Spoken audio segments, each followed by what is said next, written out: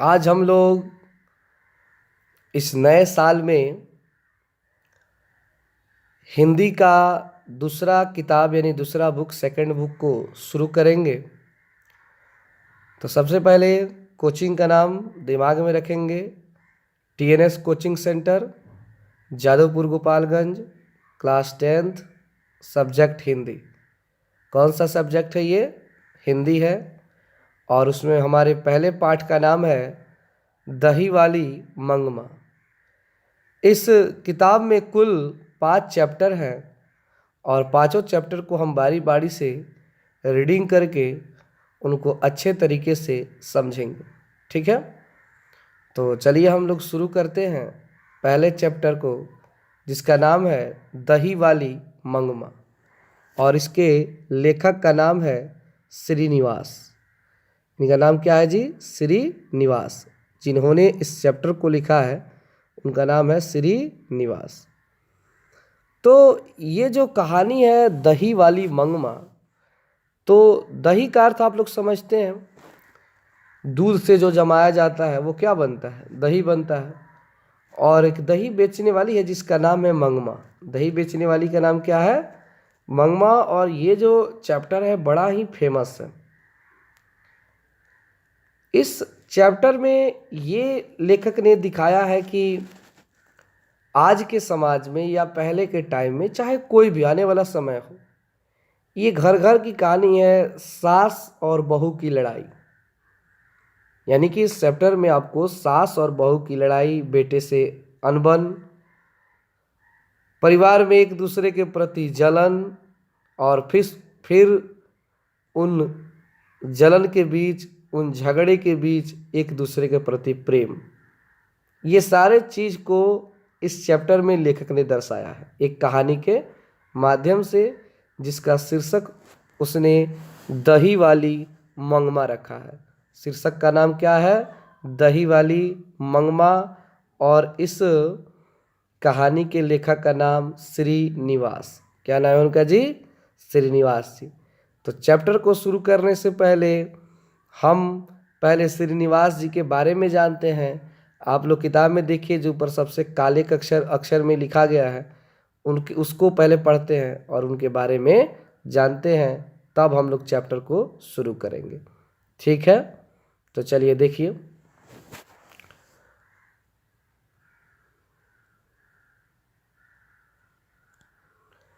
श्रीनिवास जी का पूरा नाम मास्ती वेंकटेश अयंगार है। श्रीनिवास जी का पूरा नाम क्या है जी? मास्ती वेंकटेश अयंगार। ये जो नाम है थोड़ा लंबा नाम है, इसलिए इनका शॉर्ट नेम जो है वो रख लिए हैं श्रीनिवास, ताकि किसी को भी कहने में परेशानी ना हो। यहाँ पे हमने क्या किया है कि हाईलाइटर किया है।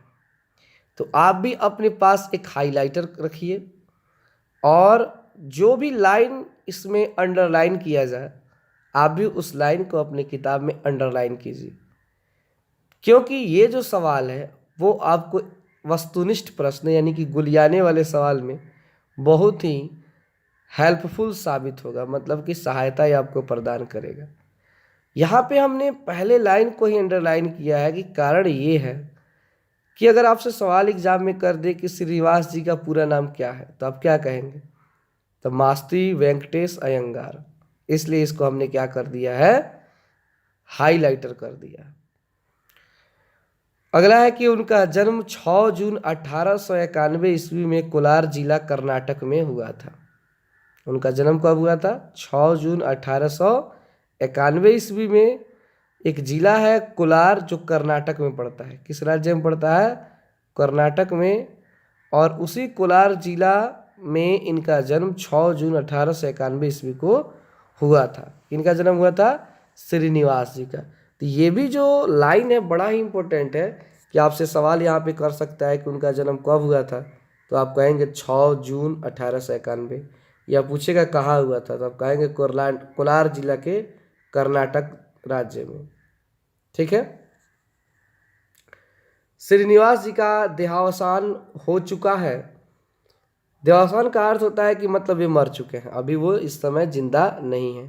वे कन्नड़ साहित्य के सर्वाधिक प्रतिष्ठित रचनाकारों में से एक है। वे किस भाषा में अपना साहित्य या कविता लिखते हैं? तो कन्नड़ भाषा में। और वे अपनी भाषा में एक प्रतिष्ठित रचनाकार हैं, मतलब एक जाने माने व्यक्ति हैं।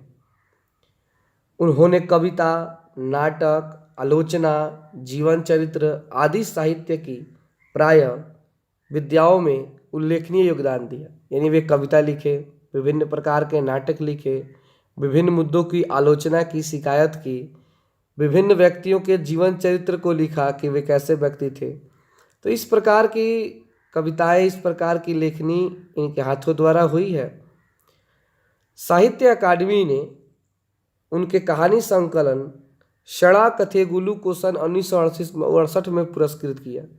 यानी उन्होंने एक कहानी लिखी थी, इसका नाम था संकलन, और मतलब ऐसे संकलन कहा जाता है, लेकिन उनके लैंग्वेज में कन्नड़ वालों को उसको कहा जाता है षणा कथेगुलु, षणा कथेगुलु।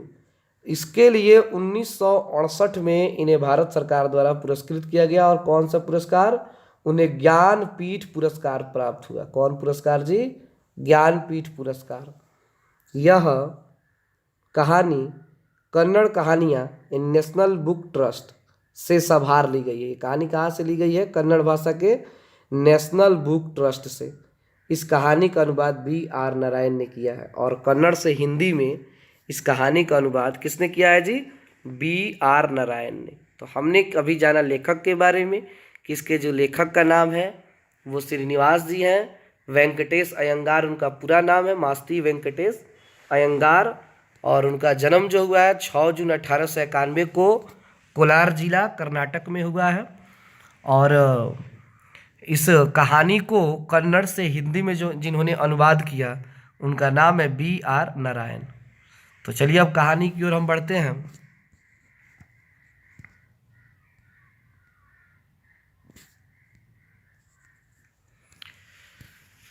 कहानी है कि मंगमा बरसों से हमें बारिश से दही दिया करती है। बेंगलुरु की तरह दूसरे शहरों में रोज आकर दही देना और महीने के बाद पैसे लेने को बारी कहते हैं। मंगमा जो इस कहानी की मेन कैरेक्टर है, वो प्रतिदिन दही जमाकर बेंगलुरु शहर में, बेंगलुरु का नाम आप लोगों ने सुना होगा, उस शहर में वो दही बेचने का काम करती है। कई वर्षों से गांव में दही जमाती है और शहरों में ले जाकर उसे बेचती है। शहरों में नियम क्या था पहले कि लोग रोज रोज दही लेते थे और एक दिन उसका हिसाब होता था। तो एक महीने के बाद जो ये पैसा लेन देन था ना, उसको बारी कहते थे। क्या कहते हैं? बारी। और हम लोग भोजपुरी में उसे उठावना कहते हैं। क्या कहते हैं? उठावना। नहीं कहते हैं कि दूध उठावना आवेला, दही उठावना आवेला। तो दूध तो उठावना हो रहा है, लेकिन दही उठावना नहीं होता है, क्योंकि उतना रुचि लोगों का है नहीं। आजकल लोग मीट उठावना किए हैं। खा तो शाम के डिलीप कर, जब फेफड़ा खा तो देह टाइट रही। तो ये आजकल हो गया है, ठीक है ना। तो बारी समझ गए होंगे कि बारी क्या है, इसलिए उसको हाईलाइटर किए हैं कि बारी होता है कि आप रोज रोज दही किसी को दीजिए और महीना बीतने पर आप उससे पैसा एक बार लीजिए। तो ये जो प्रक्रिया है वो आपको बारी कहलाती है। पर लगता है कि बेंगलुरु में ऐसी बारी का रिवाज नहीं, लेकिन बेंगलुरु में लोग ऐसा काम अब नहीं करते हैं। अब लोग रोज का रोज पैसा देते हैं और खरीद लेते हैं। जैसे कि अब गांव में भी ऐसा हो गया है। बेंगलुरु शहर की बात क्या करें, गांव में भी लोग अब किसी ग्वाले से दही रोज थोड़े लेते हैं। हाँ, कभी मन किया तो 250 खरीद लिए, नहीं तो हाथ और मांग कर चाट लिए। हाँ, ऐसा होता है। बहुत लड़के हैं छोटे छोटे जो क्या करते हैं, गांव में कोई दही बेचने आया है, हाथ आगे पसार देंगे, क्या तनी हमरो के ना, तनी मनी हमरो के। तो ऐसा ऐसा आप लोगों ने देखा होगा, आप लोगों ने भी ऐसा किया होगा।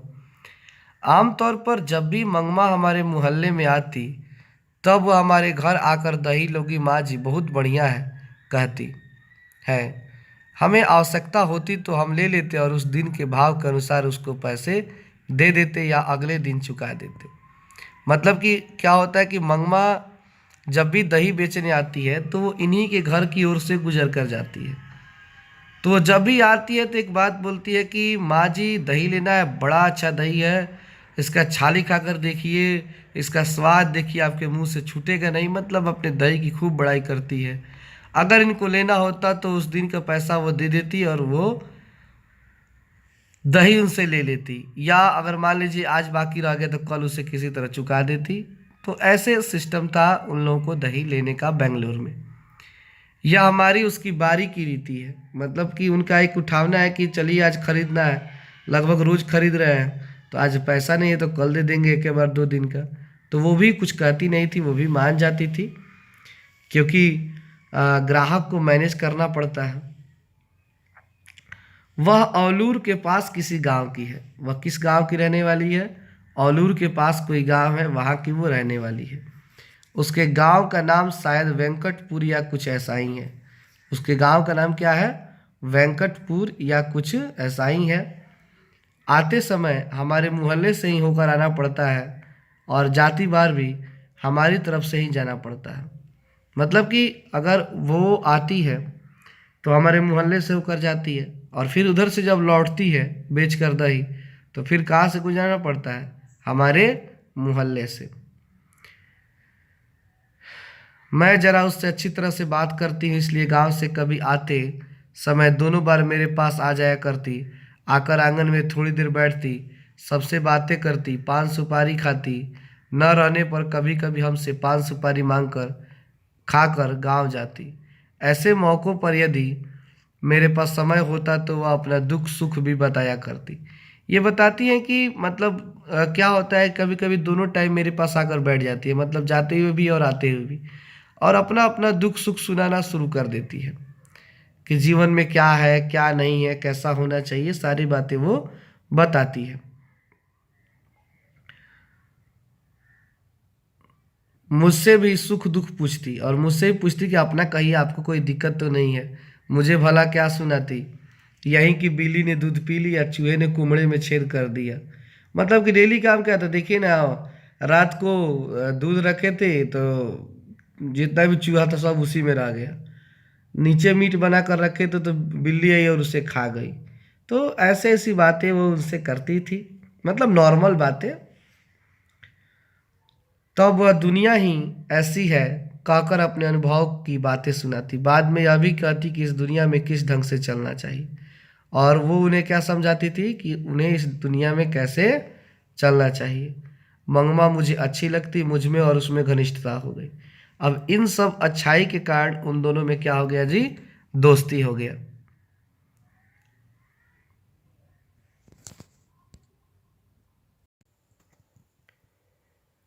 अब हम लोग अगले पैराग्राफ को देखते हैं। कोई 1 महीने पहले की बात है। मंगमा ने सवेरे सवेरे आवाज लगाई, दही लोगी माँ जी? मैं भीतर कुछ कर रही थी। मेरा बेटा बोला, हाँ लूंगा। पास जाकर दही दो कहकर उसने हाथ फैलाया। मंगमा ने मटकी से थोड़ा सा गाढ़ा गाढ़ा दही निकालकर उसकी हथेली पर डाल दिया और बोली, जरा जाकर माँ जी को जल्दी से भेज दो, मुझे जाना है। इतने में मैं आ गई। मतलब कि इस पैराग्राफ में ये बताया जा रहा है कि मंगमा लगभग 1 महीने के बाद, यानी वो जो बातचीत होती है तो उसके 1 महीने के बाद दही बेचने के लिए आती है। तो उसके दरवाजे पर चिल्लाती है कि दही लोगी माँ जी? तो उसका जो बेटा है, यानी कि जो बेंगलुरु में रहने वाली जो मालकिन है, उनका जो बेटा है, वो कहता है कि हाँ मुझे दही लेना है। तो वो जाता है और अपने हाथ को फैलाकर दही मांगने लगता है। जैसे कि होता नहीं है कि आप लोग देखिएगा, जब दही बेचने वाला आता है, घर के जो छोटा बच्चा होता है, चाहे आप लोग भी बचपन में, भले इस समय नहीं कहेंगे, लेकिन बचपन में ये सारे लोग काम करते हैं, हम हो या कोई भी हो, कि अगर दही वाला आया है तो थोड़ा दही हमको दे दीजिए ना, हाथ आगे फैला देते हैं। भले हाथ धोए हुए कितना दिन हुआ होगा, उस पर ध्यान नहीं जाता है, लेकिन हम लोग मांगना शुरू कर देते हैं। दही वाले भी अगर मान लो थोड़ा रहम दिल वाला होता है तो साइड से छाली काट कर दे देता है, कि हम लोग ज़्यादातर छाली पर ही ध्यान देते हैं, मोटा मोटा छाली पे। लेकिन कितना कंजूस होता है वो लोग, पानी देता है, जैसे ही हाथ पे रखेंगे तो आधा पाइट पर गिर जाएगा, आधा मुंह में, आधा देह में पोंछ लेंगे। तो ऐसा होता है। लेकिन अब क्या होता है कि लड़का जब मांगता है तो ये बेचारी क्या करती है, गाढ़ा गाढ़ा मतलब कि जो छाली वाला दही है उसको दे देती है उसके हाथ पर, और कहती है कि तुम थोड़ा जाओ और अपनी माँ को जल्दी से भेज दो, मुझे जाना है। तब तक इतने में वो मालकिन आ जाती है। तो देखिए आगे क्या होता है। मंगमा बोली, माँ जी सोने जैसा बेटा पैदा किया है, जैसे गुण तुम्हारे हैं वैसे ही उसे मिले हैं, पर इन सब से क्या। देखिए यहाँ पे मंगमा कहती है कि माँ जी आपका जो बेटा है सोने जैसा है। सोने जैसे बेटा का अर्थ क्या होगा? अब कोई लड़का सोने का थोड़े होगा। सोने का अर्थ हुआ कि मतलब आपका बेटा जो है बहुत ही अच्छा है, इसका जो गुण है, इसका जो व्यवहार है वो बहुत अच्छा है। तो सोने जैसा बेटा होने का अर्थ मत समझिएगा कि सोना का बेटा, वैसा कुछ बात नहीं है। और ये बताती है कि जो क्वालिटी, जो गुण आप में है वही गुण आपके बेटे में भी है। तो फिर एक बात यहाँ पे कहती है कि पर इन सब से क्या। क्या के बाद क्वेश्चन लगा है कि मतलब यहाँ पे एक प्रश्न है, उसके मन में एक क्वेश्चन चल रहा है कि इन सब से कुछ अंतर नहीं पड़ता है। अब क्यों, क्या कारण है, तो उसके बारे में आगे हम लोग देखते हैं। लड़के के बड़े होने की देर है, फिर तो पता नहीं कैसी बहू आएगी। अब देखिए बात यहाँ से है, जो सीरियल में होता है सास बहू। आप कोई भी सीरियल देखो, सब में सास बहू की लड़ाई है। कोई कहीं पे किसी को लड़ा रहा है, कोई किसी को फंसा रहा है, मतलब ऐसे ही। अब ये क्या बोल रही है कि लड़के के बड़े होने की देर है, फिर पता नहीं कैसी बहू आएगी। बहू मतलब पतोह को बहू बोलते हैं। अब मान लीजिए ऐसा बात अगर कोई भी औरत बात करे ना, तो समझ जाओ कि जरूर सास और बहू में कुछ ना कुछ हुआ है।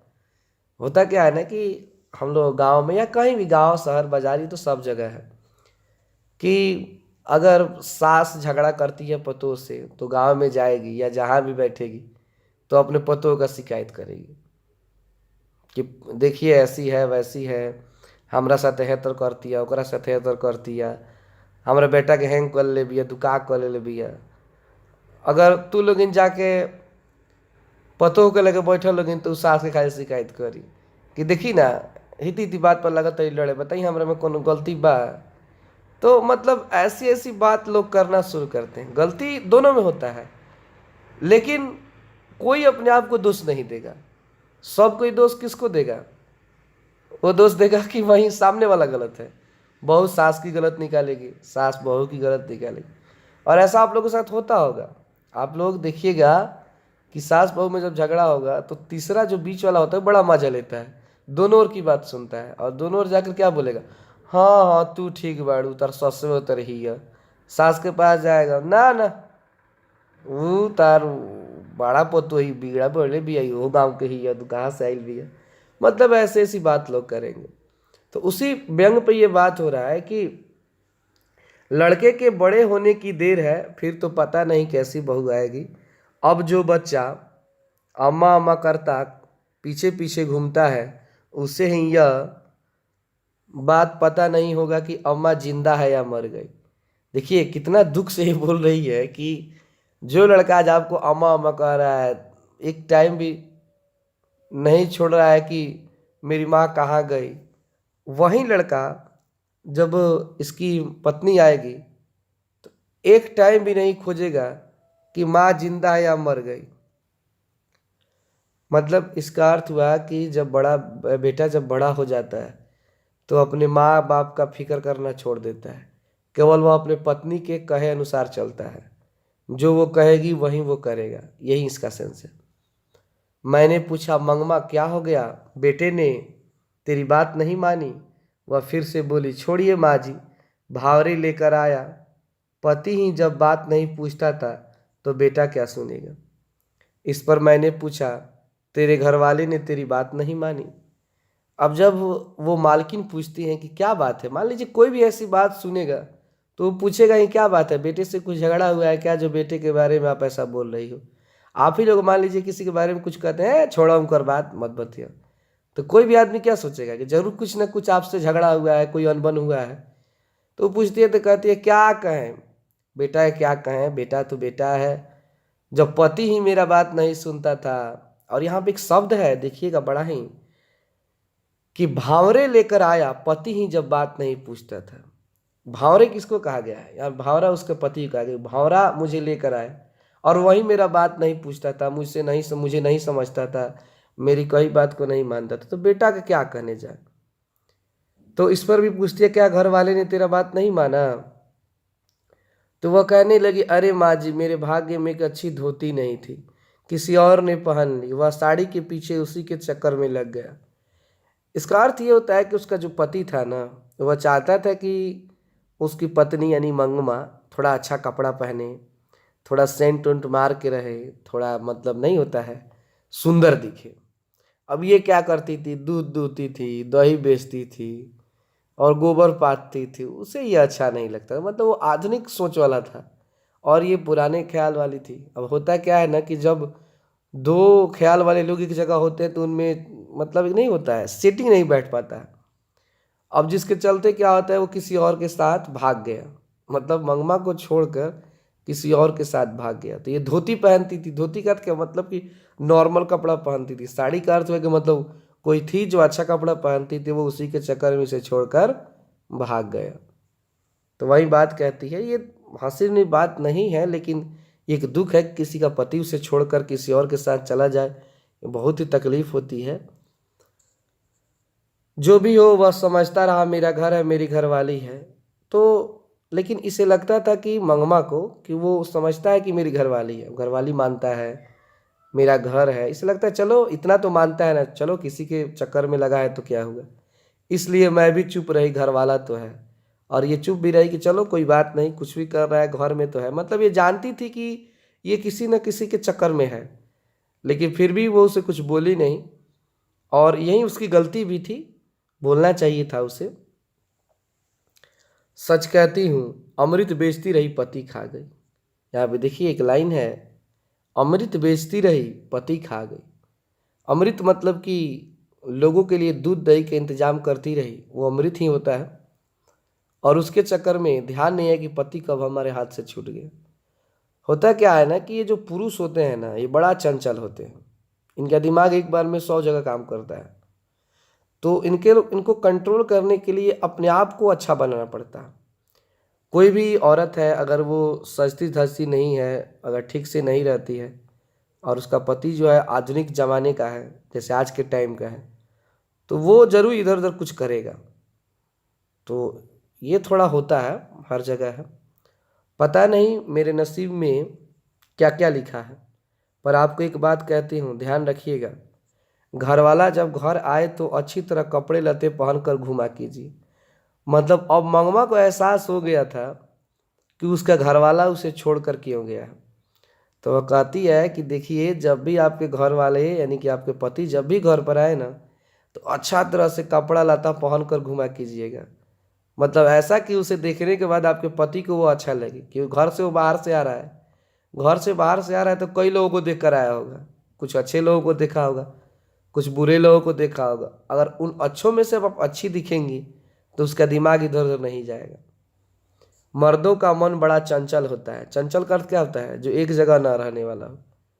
उनकी पसंद की साड़ी ब्लाउज पहन कर घुमा कीजिए। कहती है कि आपके पति को जो भी साड़ी ब्लाउज पसंद है, वही साड़ी पहनिए और उनके आसपास घूमिए, थोड़ा उनको दिखाइए ताकि वो आपसे खुश रहें। फूल इत्र आदि लगाकर उनके मन को बस में करना चाहिए। और क्या होता है ना कि आप फिल्मों में देखना, लोग कान में फूल लगा लेते हैं, जिसको गजरा वजरा बालों में लोग लगाते हैं।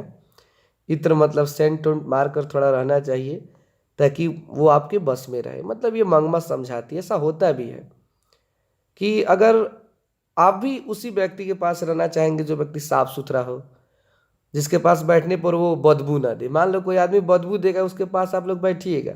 आप ही लोगों की बात हो रही, छोड़िए उस शादी विवाह की बात। आप ही लोग के पास अगर कोई बैठा बगल में, पोटा सुरुक रहा है हैं, भग भग बसा रहा है, लग रहा है कितना दिन मुंह धोया हुआ है, तो आप उसके पास बैठना चाहेंगे? नहीं बैठेंगे।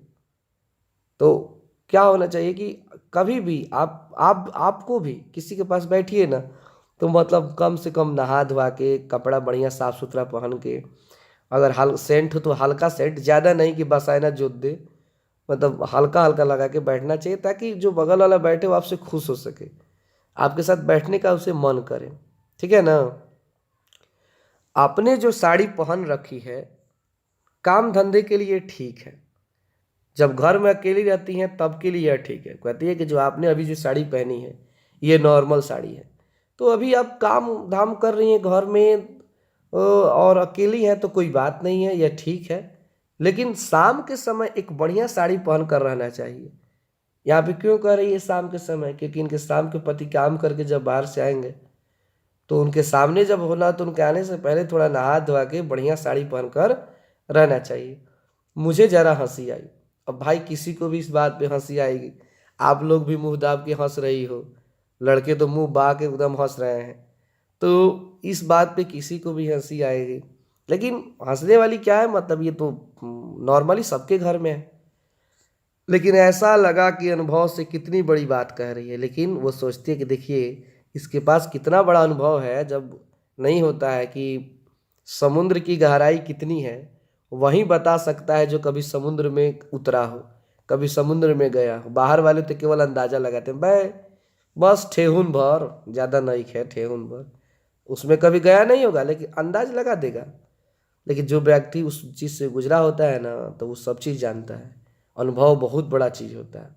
और ये जो भी बात बोल रही थी वो कोई किताबी ज्ञान नहीं था, वह अनुभव था। साथ में यह दुख भी हुआ कि उस अनुभव के पीछे दुख छिपा है।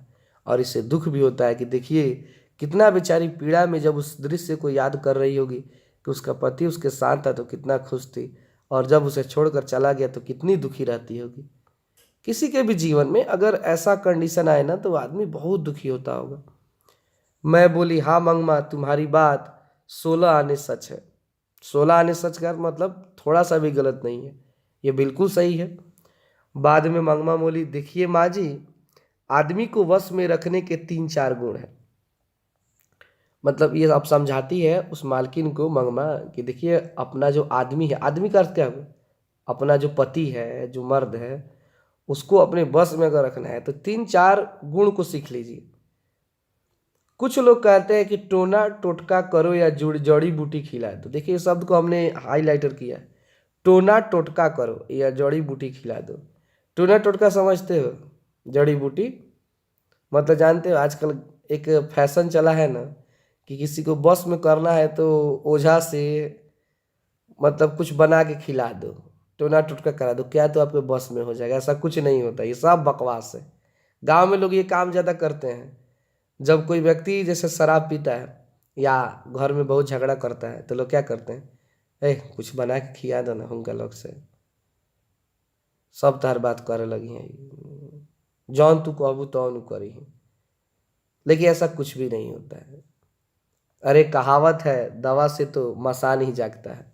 लेकिन देखिए पढ़ी लिखी नहीं लेकिन जानती है कि सब झूठ मूठ का चीज़ है, क्योंकि दवा से मसान जागता है। अगर आप किसी को जड़ी बूटी खिलाएंगे ना तो झूठ मूठ के क्या खेलेगा, मसान मतलब क्या होता है, भूत खेलने लगेगा। भूत खेलते हुए आप लोग नहीं देखेंगे, कभी लछवार चले जाइए, वहाँ पे लोग सालों भर खेलते हैं। अब ये झूठ की सच क्या है, वैसे तो माना नहीं जाता है कि भूत होता है, फिर भी लोग खेलते हैं। ऐसे लोगों की बातें नहीं सुननी चाहिए। मंगमा क्या कहती है कि जो लोग ऐसे राय दें उन लोगों की बातों को नहीं सुनना चाहिए। कोई ना कोई स्वाद की चीज़ बनाकर दीजिए। आँखों को तृप्त करने को अच्छी तरह से कपड़े लते पहन ओढ़कर दुखी रहने पर भी हंसकर बातें करनी चाहिए। कहती हैं कि सबसे पहले अपने पति को अपने बस में रखना है तो उसके सामने कपड़ा लता अच्छा से पहनिए। अगर आप दुखी भी हैं तो उससे हंसकर बातें कीजिए। ये नहीं कि बाहर से वो आया, मान लीजिए किसी टेंशन में, आपने अपना दुख करना शुरू कर दिया, बड़ा दुख बा जिंदगी में हमरा, हमरा कौनो सुख नहीं है, मतलब अपना दुख तुमने रखना शुरू कर दिया। बेचारा पहले से टेंशन में है, आप उसका टेंशन और बढ़ा दो, वो क्या हो जाएगा, वो आपका आपसे उसका मन भागने लगेगा कि देखो यार बाहर आदमी टेंशन में रहता है, अब घर पे भी आओ तो वही टेंशन पकड़ लो। घर के लिए जो चाहिए एक बार खूब मंगा लीजिए पर बार बार मत मांगिए। ये सही बात है। अगर आदमी बाजार जाता है ना, अगर घर वाले एक बार कहते हैं कि ये सब चीज़ लेते आइएगा तो सोचता है आदमी कि चलो एक ही बार में लगेगा, पूरा खरीद देते हैं, टेंशन खत्म एक महीना का। और कुछ लोग का आदत होता है, हाँ 10 गो शैम्पू ले लीजिएगा, एक काम करिए 2 गो ना सर्फ ले लीजिएगा, ठीक है आप लेके आओ अगले दिन। सुनिए ना, देखिए ना, कंडीशनर लेना था, वो नहीं है, ख़त्म हो गया है। अब क्या होगा, तो दिमाग खराब हो गया, अरे यार रोज़ का रोज़ तुम्हारा बाजार ही लगा रहता है। अब वो उसके मन से क्या होगा, गुस्सा आने लगेगा, फिर झगड़ा होगा, ये हो। तो ये सब नहीं करना चाहिए, बताती है। पैसा पैसा जोड़कर ज़रूरत पड़ने पर 1-2 रुपए उन्हें थमा देना चाहिए। और कोशिश करना चाहिए हर, मतलब जो भी महिलाएं हैं, कि कुछ कुछ पैसा, अरे पैसा क्या, उन्हीं के पॉकेट से निकाल के थोड़ा थोड़ा जमा कर। कोई भी औरत क्या करती है, अपने पति के ही पैसे से चुराती है, चुरा चुरा कर रखती है। और कभी कभी उसे दे देना चाहिए कुछ कुछ। इससे क्या होता है ना, कि दोनों के बीच में प्रेम बढ़ता है, दोनों के बीच में लगाव बनता है। पति सोचता है कि देखो मेरा कितना ख्याल रखती है, ईमानदार है। क्योंकि कोई भी पति उस पत्नी पर विश्वास तभी करता है जब उसे लगने लगेगा कि ये ईमानदार है, और ईमानदार है तो इस पर विश्वास किया जा सकता है, तो वो अपना हर चीज़ दे सकता है। ये है सबसे बड़े टोने टोटके। तो बताती है सबसे बड़ा टोना टोटका यही है, घरवाली ऐसा करे तो घरवाला घर में कुत्ते की तरह रहता है। अब देखिए यहाँ पे, अगर हंसी मत, मतलब कि अगर ऐसा करे घरवाली, तो घर में जो घरवाला है पति कैसे रहता है, कुत्ते की तरह। अब देखो यहाँ पे पति को कुत्ता कहा गया है, हर तरह वाला। अगर ऐसा ना करे तो गलियों में भटकता है। सही बात है, जैसे कुत्ता होता है ना, अगर उसे जहाँ भी अच्छा खाना मिलेगा वहीं पे वो रुकता है। अगर आप उसे एक लात मारते हैं तो अभी वो आगे जाएगा, फिर घूम के देखेगा, फिर आप कहेंगे दूर, फिर वो घूम के देखेगा, मतलब जाएगा नहीं, क्योंकि उसे अच्छा लग रहा है वहाँ पे। अगर आप मान लीजिए कुछ खाना ही नहीं है, तो आप बुलाएंगे, आप तू तू, फिर भी वो नहीं आएगा, भागते जाएगा।